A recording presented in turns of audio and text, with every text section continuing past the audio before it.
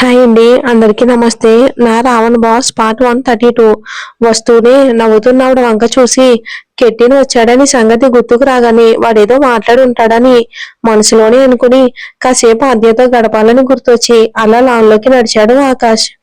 అతడు వస్తూ ఉండడం చూడగానే మర్యాదగా నిలబడబోయి ఆద్య పక్కన చోటు ఇవ్వాలన్నట్లు చూస్తున్న చంద్రశేఖర్ గారిని చూసి, పర్లేదు మావయ్య, నేను ఇక్కడ కూర్చోండి అని అన్నప్పటికీ ఆయన లేచి మరో పక్కన కూర్చున్నారు. అప్పటికే ఆకాష్ మరో సోఫాలో కూర్చొని ఉండటం వలన ఆద్య తన సోఫాలో ఒకతే అయిపోయింది. వాళ్ళిద్దరి వంక అసహనంగా చూసి ఆ రోజు సోఫాలో కూర్చున్నందుకు ఆకాష్ చేసిన రాదంతం గుర్తుకు రాగానే కోపంగా అతని వంక చూసింది. ఏమీ పట్టనట్టుగా పక్కనే ఉన్న తేజ కెట్టెలతో మాట్లాడుతున్నాడు అతడు. తను ఒంటరిగా కూర్చొని ఉండడం చూసి కూడా ఆకాష్ అలా ప్రవర్తించడంతో ఒక్కసారిగా బాధేసింది ఆద్యకి. కొద్ది రోజుల నుండి రోజంతా అతనితోనే ఉండటం వలన మరింత దగ్గర అవటంతో అతను ఒక్కసారిగా అలా చేసేసరికి మారిపోయాడని మనసు చెప్తూ ఉంటే క్షణంలోనే ఆమె ముఖం చిన్నపోయి కళ్ళల్లో నీటి పొర కదిలింది. అతని మీద అలిగి కనీసం ఓ రోజైనా మాట్లాడకుండా ఉండాలని క్షణాల్లో నిర్ణయించుకుని కళ్ళల్లో చేరిన నీటి పొరని కనిపించి నవ్వకుండా పక్కకు తిరుగుతూ ఉండగానే కెట్టిన్ ఆమె పక్కన కూర్చోవడానికి లేచి నిలబడ్డాడు. దాంతో గాఢంగా ఊపిరి వదిలి చిన్న పిల్లాడు కొన్నంత ప్రేమ కూడా అతనికి లేదని తిట్టొచ్చని మనసులోనే అనుకుని, నేనే ఎక్కువగా చనువిచ్చాను, ఎక్కువగా చులకనయ్యాను, నాదే తప్పు, నేను రాత్రే నా బంగారు కొండాని పొగిడి ఇప్పుడు చూడు అని మనసులో తనకు తాను తిట్టుకుంటూ ఉండగానే పక్కనే కూర్చున్నాడు కెట్టిన్. అసహనంగా ఓ ఊపిరి వదిలి ముందుకు చూసేసరికి అక్కడ కెట్టిన్ కనిపించగా పక్కన కూర్చున్నది ఎవరని చూసే లోపే ఆమె చేతిని అరచేతిలోకి తీసుకున్నాడు ఆకాష్. అతను అలా పక్కన చూడగానే అప్పటిదాకా ఉన్న కోపం బాధ అంతా పోయి మనసుని హాయి పూరించగా అతని అరచేతిలో ఉన్న చేతిని గట్టిగా అదిమింది. దాంతో ఆమె వంక చూసి, ఏమైందమ్మో, అంతా ఓకేనా అని కంగారుగా అడిగేసరికి చంద్రశేఖర్ గారితో సహా అందరూ ఆందోళనగా చూశారు. ఏమీ లేదు అని అందరి వంక చూసి నవ్వేసరికి అందరూ మామూలైపోయారు. ఆకాష్ మాత్రం అలాగే చూశాడు. అతని కంగారుని చూసి మనసులో ముచ్చటేగా ఆ క్షణం అతని హత్తుకుని ముద్దు పెట్టాలి అనుకున్న కోరికను బలవంతంగా నియంత్రించుకుంది. అవేవీ తెలియక ఆద్యాన్ని దగ్గరగా జరుపుకుని కెట్టిని ఆట పట్టిస్తున్న తేజ మాటలు వింటూ అందంగా నవ్వేశాడు ఆకాష్. అతని నవ్వుని చూస్తూ తన పెదాలు కూడా విచ్చుకున్నాయి. అందరూ గమనించక ముందే తేజ వాళ్ళ వైపు చూపిని మళ్ళిచ్చింది. ఇక సీమంతానికి 2 రోజుల ముందే చుట్టాలు రావడం మొదలు పెట్టారు. శాంతి గారి దూరపు చుట్టాలు కొందరికి పృథ్వీ సంగతి కూడా తెలీదు. అప్పుడు చిన్నపిల్లవి అని ఎవరినీ పిలవనివ్వలేదు చంద్రశేఖర్ గారు. కూతురికి అప్పుడే పెళ్లి చేయటం ఇష్టం లేక ఆవిడ కూడా పెద్దగా ఎవరినీ పిలవలేదు. ఉదయం 8 గంటలకు శాంతి గారిచ్చిన పాలని తాగుతూ ఆకాష్ స్నానం చేసి రాగానే అతని కోసం ఉంచిన పాలు మరియు కాఫీ కప్పుని చూపించింది ఆద్య. అప్పటికే బంధువులు వస్తున్నారని తెలిసి ఆకాష్ కోసం మంచి షర్టు ప్యాంట్ ని రెడీ చేసి ఉంచింది తను. అది వేసుకుని కాఫీ తాగుతూ ఉండగానే పాలు తాగడం ముగించి లేచి నిలబడి అతని వంక చూస్తూ, చాలా లావయ్యాను కదా ఆకాష్ అని అడిగింది గోముగా. దాంతో ఒక్కసారిగా నవ్వి కాఫీని పూర్తిగా తాగేసి కప్పు పక్కన పెడుతూ చాలా అందంగా ఉన్నావు అన్నాడు కన్నుకొట్టి. ఏం బాగాలేను, లావయ్యాను అంది బొంగమూతి పెట్టుకుని. అద్దం వంక తిరుగుతూ ఆమె మాటలకు నవ్వుతూ ఆమెను చేరుకుని, నిజం చెప్పనా అని మొత్తుగా అడిగాడు. అని ఆమె ఆలోచిస్తూ అనగానే, నాకు నువ్వు సన్నగా ఉండడం కంటే ఇలా ఉంటేనే ఇష్టం అన్నాడు చిలిపిగా. దాంతో దాగని సిగ్గుని ఎర్రబడుతూ బొగ్గలు వివరించగా ఒక్కసారిగా నవ్వి, ఈ మాటలకేం తక్కువ లేదు అంది వయ్యారంగా. ఆ మరుక్షణమే ఆమెను వెనక నుండి హత్తుకుని ముందున్న బిడ్డ వల్ల చేతులు సరిపోక కడుపు మీద అలాగే ఆప్యాయంగా తట్టి చేతులను కాస్త పైకి జరిపి కడుపు మొదట్లో పట్టుకుని, ప్రపంచం మొత్తం మీ ఇద్దరి రూపంలో నా కౌగిట్లో ఉంది అన్నట్లుగా ఉంది ఆద్య అన్నాడు ఆమె మెడ మీద మూతు పెట్టుకుని. అతని మాటలతో మురిసిపోతూ చిన్నగా నవ్వుతూ ఉండగానే శాంతి గారి పిలుపు వినబడేసరికి వస్తున్నానమ్మా అంది ఆయాసపడుతూ. ఆమె ఆయాసం చూసి కడుపు మీదున్న చీరని కాస్త పక్కకు జరిపి కడుపు మీద నిమురుతూ అక్కడ కాస్త గట్టిగా ఉండడం చూసి, ఇప్పుడు చీర ఎందుకు కట్టించుకున్నావు అని అడిగాడు కాస్త వదులు చేస్తూ. చుట్టాలు వస్తున్నారని అమ్మే కట్టింది ఈ 2 రోజులు అని చెప్పింది. సరేననుకున్నా అంది తను. 2 రోజులైతే ఇక చూసే వాళ్ళందరి కళ్ళు నీవేదే. మీ అమ్మకి దిష్టి సామాగ్రి మామూలుగా పడదు అన్నాడు నవ్వుతూ. అతని మాటలతో చిన్నగా నవ్వి, నిజంగా అంత బాగున్నానా అని అడిగింది. దేవతవి ఆద్య, నువ్వు నా దేవతవి. బాగుండడం కాదు, బ్రహ్మాండంగా ఉన్నావు అని అనగానే నిజమా అన్నట్లు కనుబొమ్మలు ఎగరేసి ఆమె వంక చూసి, నాలాంటి వాణ్ణి తొలి చూపుల్లోనే నీ ప్రేమలో మునిగిపోయేలా చేశావు. అసలు ప్రేమే వద్దనుకున్నా, పెళ్లి ఎప్పటికీ చేసుకోను అనుకున్నా.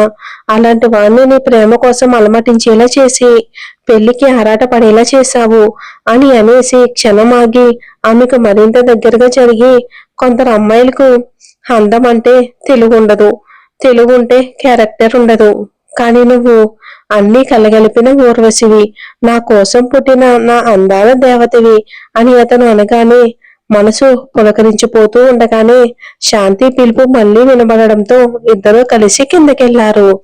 మెట్ల మీద నుండి వాళ్ళు దిగుతూ ఉండగానే కింద నుండి బంధువులు చూస్తూ ఉండడంతో అసలే ఆద్య చీర కట్టుకుని ఉండడంతో ఎక్కడ తగులుకుంటుందేమోనని ఎంతో జాగ్రత్తగా ఆమె పక్కనే నడుస్తూ చెయ్యి పట్టుకున్నాడు ఆకాష్. వాళ్ళని అలా చూస్తూనే కింద ఉన్న శాంతి గారికి పెద్దమ్మ వరుసయ్యే 2 ఆడవాళ్ళు వాళ్ళ చిన్న మనవరాడితో సహా గుడ్లు పెద్దవి చేసి చూస్తూ ఉండిపోయారు. మగసిరి ఉట్టి పడుతూ మచ్చే పెట్టలేనట్లు ఉన్న ఆకాశ్ ముఖం వర్షిస్తూ చందమామ లాంటి ముఖం వెన్నెల లాంటి నవ్వుతో నిండు పున్నమి ఓ చీరలో ఒదిగిపోయిందా అన్నట్లు కనబడుతున్న ఆద్య ఒకరి కోసం ఒకరు పుట్టినట్లుగా నడిచొస్తున్న వాళ్ళ వంక చూస్తూ అలాగే ఉండిపోగా అప్పుడే వాళ్ళకు కాఫీలు తీసుకొచ్చి ఆ చూపుల వంక చూశారు శాంతి గారు. కాఫీ తీసుకోండి పెద్దమ్మ అంటున్న శాంతి మాటలతో తేరుకుని ఆవిడ వంక తిరిగి చూడముచ్చటగా ఉన్నారు శాంతి అంటూ కాఫీలు అందుకోగా అక్కడికి వచ్చిన వాళ్ళకి ఆద్య ఆకాష్ని పరిచయం చేశారు ఆవిడ. ఆద్యాన్ని చూసి మిడిగలు విరిచి వాళ్ళు తీసుకొచ్చిన ప్రసాదాన్ని ఆమె చేతిలో ఆకాష్ చేతిలో పెట్టి బ్యాగ్ నుండి కుంకుమ పువ్వుని తీసి శాంతి గారి చేతిలో పెడుతూ, రోజు పాలల్లో కలిపివ్వు, బంగారం లాంటి బిడ్డ పుడతారు అన్నారు ఆవిడ. దాంతో సరేనంటూ దాన్ని తీసుకోగా ఆద్యాని వాళ్ళ మధ్య ఉంచడం ఏదోలా అనిపించి ఆమెను తీసుకుని అలా గార్డెన్ లోకి నడిచి తేజ కెట్టిన్ షెట్లు ఆడుతూ ఉంటే వాళ్ళ దగ్గరే కూర్చోబెట్టాడు ఆకాష్. చూస్తూ ఉండగానే 2 రోజుల్లో చుట్టాలు మొత్తం ఇల్లంతా నిండిపోయారు. ఆకాష్ కి కాస్త కూడా ఇబ్బంది కలగకుండా చూసుకున్నారు శాంతి గారు. అలాంటి వాతావరణంలో అతను పెరిగి ఉండలేదు గనుక ఆ విషయం బంధువులు కూడా అర్థమయ్యేటట్లు జాగ్రత్తగా అతని విషయాలలో ప్రత్యేకతను చూపిస్తూ చుట్టాలు కూడా అతన్ని అలాగే చూసేలా చేశారు. ఆ రోజు సాయంత్రమే నైనా, వినయ్, నళిని, గౌరవ్ గారు కూడా వచ్చేస్తారు. వినయ్ రాడేమో అనుకుని కాస్త ఏదోలా ఉన్న ఆకాష్ అతను రాగానే మనసంతా ఎంతో నిబ్బరంగా అనిపించింది. నళిని ప్రవర్తన అంతగా నచ్చగా సతమతం అవుతున్న వినయ్ ఎన్నో రోజుల తర్వాత ఆకాష్ ని చూసేసరికి ఎంతో ధైర్యంగా అనిపించి వెళ్లి అతన్ని మనసారా హత్తుకున్నాడు. ఆకాష్ కూడా ఆ ఆనందాన్ని పరిష్వాగం రూపంలో వినయ్కి తెలియచేయగా, ఎన్ని సంవత్సరాల తర్వాత కలుసుకున్నాం, ఇలా ఎప్పుడు పలకరించుకొని ఆకాష్ వినయలను చూసి కనుబొమ్మలు ముడివేశాడు తేజ. ఒకరి మనసుల్లోని వెలితి మరొకరికి అర్థమైనట్లుగా ఒకరినొకరు చూసుకోగా చంద్రశేఖర్ గారు, గౌరవ్ గారు నవ్వుతూ వాళ్ళ వంక చూశారు. ఆ దృశ్యం చూస్తూ ఉండగానే నైనా వచ్చి ఆద్యని టక్కున వాటేసుకుంది.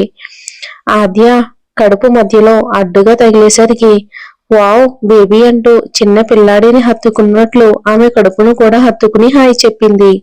నైనా ఆద్య పట్ల చూపిస్తున్న ప్రేమను అంత అవసరం లేనట్లుగా చూసి ముఖం తిప్పుకుంటూ ఉండగానే ఎదురైన ఆవిడను గౌరవ్ గారిని పలకరించారు శాంతి గారు.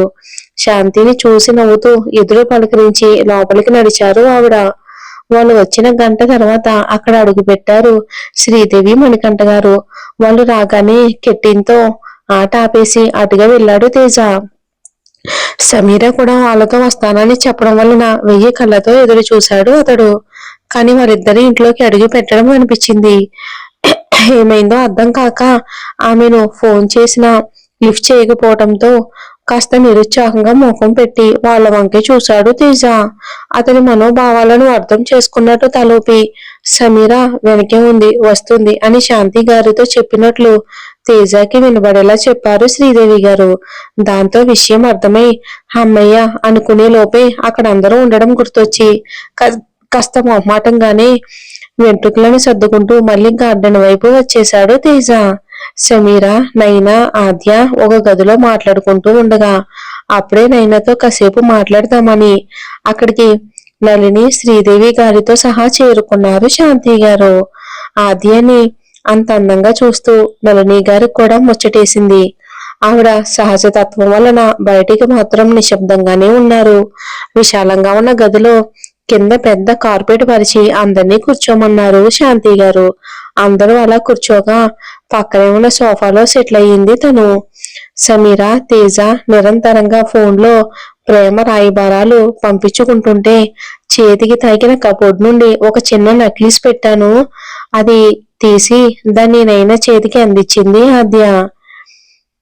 ఇక కబుర్లాపి అందరూ ఒక్కసారిగా అటువైపుకు చూడగా దానిని తెరిచేసరికి కనబడిన డైమండ్ నెక్లెస్, జుంకీలు చూసి ఆశ్చర్యపోయారు. ఇది నాకెందుకు ఆద్య? అందరికంటే ముందు తేరుకుని అడిగింది నైనా. ఇది మామయ్య ఇచ్చారు నైనా, నీకు బాగుంటుంది అందుకే నీకు ఇచ్చాను అని ఆమె నవ్వుతూ అనగానే ఆద్య చేసిన పనికి బిత్తరపోయి వాళ్ళంతా చూస్తూ ఉండగానే తెరిచిన బాక్స్ ని తన చేతులతోనే మోస్తూ, నాకంత బాగోలేదు, పైగా నేను వేసుకోవడం లేదు, నీకు చాలా బాగుంటుంది నైనా అని మూసిన బాక్స్ ని ఆమె గుప్పెట్లోకి అమర్చగానే ఏం మాట్లాడాలో తెలియక నళిని గారి వంక చూసింది నైనా. ఆద్య చేసిన పని ఇంకా ఆవిడకు ఆశ్చర్యంగానే ఉంది. కోట్లు విలువ చేసే డైమండ్ నెక్లెస్, అది కూడా ఆమె అత్తగారివి. అలాంటిది నైనాకి ఇవ్వడానికి ఆద్యకు మనసు ఎలా వచ్చిందో అర్థం కాలేదు. ఆద్య ఆవిడ అనుకున్నట్లు లేకపోవడంతో ఆలోచిస్తూనే తీసుకోమన్నట్లు కళ్ళార్పగా నవ్వుతూ థ్యాంక్ యూ ఆద్య అంది నైనా. థ్యాంక్స్ ఎందుకు నైనా, నా అనుకున్న వాళ్ళకు ఇచ్చే దాంట్లోనే నాకు సంతృప్తి ఉంటుంది, నీ థ్యాంక్ యూలో కాదు అని అంది ఆద్య ఓ కంటితో నళిని గారి వంక చూసి. దాంతో ఆ మాటలు నళిని గారికే అని అందరికీ అర్థమయ్యాయి. నేను నీ కోసం ఒక చీర కొన్నాను నైనా, కడుపుతో ఉన్నామని తెలిసేసరికి ఎంతో సంతోషం వేసింది. మీ ఇద్దరికి బట్టలు కొనడానికని వెళ్ళాను. వినే బట్టలు మీ బాబాయ్ గారు తీసుకున్నారు, కానీ నీకు మాత్రం 2 చీరలు తీసుకున్నాను. ఇద్దరికి ఒకేసారి పెడతాను, కానీ అందులో ఒకటి మాత్రం ఇప్పుడు తీసుకొస్తాను, నీకు నచ్చిందో లేదో చెప్పు అంటూ పరిస్థితిని మామూలు చేసి బయటికి తీసుకెళ్లారు శాంతి గారు. ఆవిడ మాటలను అప్పటిదాకా విని నేను కూడా ఆద్యకు ఒక 2 చీరలు ఎక్కువ తీసుకోవాల్సింది. నైనాని సొంత తోటుగారు లాగానే చూసుకుంటుంది ఆద్య. శాంతి కూడా బిడ్డతో సమానంగా చూసుకుంటుంది. ఆద్య ఆ నెక్లెస్ ఇచ్చేటప్పుడు శాంతి గారి ముఖాన్ని గమనించారు ఆవిడ. ఏ విధమైన అసహనం, కోపం ఆవిడ ముఖంలో కనిపించలేదు. మంచి మనుషుల మధ్య లేనిపోని అపార్థాలను నేనే సృష్టించుకుంటున్నానా అని ఒక్క క్షణం సందేహం కలిగింది ఆవిడకి. ఇంతలో జగన్నాథం గారు వచ్చేసరికి అందరూ ఆయన్ని పలకరించడానికని వెళ్లారు. అందరూ వంక చూసి గార్డెన్ లో ఉన్న ఆకాశ్ వాళ్ళు కూడా అక్కడికి చేరుకుని ఆయన్ని పలకరించగా ఆయన కళ్ళు మాత్రం ఆద్య కోసం వెతికాయి. ఆద్య కడుపుతో ఉన్నప్పటి నుండి ప్రతి వారం ఆమెతో వీడియో కాల్ మాట్లాడడం వలన ఆద్యతో పాటు ఆకాష్ కి కూడా మరింత దగ్గరయ్యారు ఆయన. ఎప్పుడు కోపంగా మొండిగా ఉండే కొడుకు ముఖంలో చిరునవ్వుని తీసుకొచ్చిందని ఆద్య అంటే ఆయనకి ఎనలేని ప్రేమ. ఆయన కళ్ళు ఎవరి కోసం వెతుకుతున్నాయో అర్థమై ఆద్య కోసం అందరూ వెనక్కి తిరిగి చూడగా శాంతి గారితో పాటుగా నెమ్మదిగా నడవడం చూసి టక్కున వెళ్లి ఆమె చేతిని పట్టుకున్నాడు ఆకాష్. అతన్ని చూసి చిన్నగా నవ్వి ఎదురుగా ఉన్న జగన్నాథం గారిని చూసి మావయ్య అంటూ కాస్త వేగంగా నడిచింది. ఆయన్ని చేరుకోగానే ఎలా ఉన్నారు మావయ్య అని అడగ్గా బాగున్నాను తల్లి అంటూ ఆమె తల నిమిరి నువ్వెలా ఉన్నావు అని అడిగారు. ఆమె సమాధానం చెప్పక ముందే కాస్త వేగంగా నడవడం మానేస్తే బాగుంటున్నట్లే డాడీ, ఎన్నిసార్లు చెప్పినా వినడం లేదు అని కంప్లైంట్ చేశాడు ఆకాష్. కడుపులో ఉన్న బిడ్డ ఆగనివ్వడం లేదేమో నీలాగే అంటూ నవ్వారు ఆయన. దాంతో అందరూ నవ్వారు. మా మావయ్య నాకే సపోర్ట్ అంటూ ఆయనకి దగ్గరగా జరిగి ఆకాష్ ని చూసి నవ్వింది తను. తన తండ్రి అతని కంటే ఆమెకే ఎక్కువ ప్రాముఖ్యతనివ్వడం చూసి మనసంతా గర్వంగా అనిపించింది. ఆమె నవ్వు దానికి మరింత అందాన్ని అద్దగా మనసారా చిరునవ్వు నవ్వాడు ఆకాష్. మరి ఏం జరుగుతుందో మనం వచ్చే ఎపిసోడ్ లో చూద్దామండి. Thanks for watching.